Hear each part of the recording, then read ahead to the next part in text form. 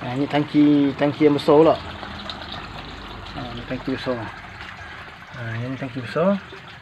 Tuk dekat sikit air. Ni.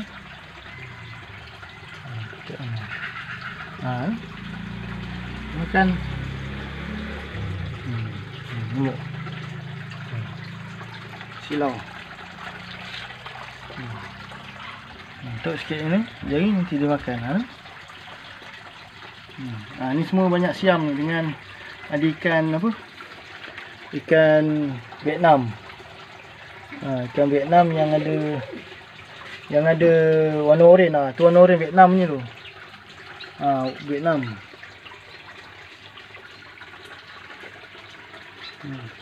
Vietnam. Tapi dia boleh sampaikan gapi.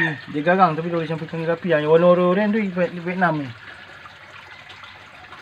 Tu gapi Vietnam yang ekor hitam. Ni semua kacuk ni. Kalau nak yang oranye pun boleh. Yang biasa ni siam pun boleh. Campur-campur boleh. Sebab dah banyak sangat lah.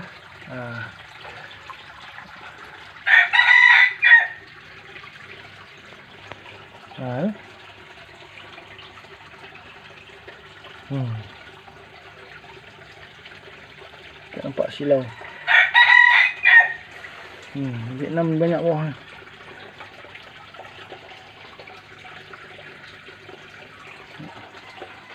Tu yang merah Vietnam.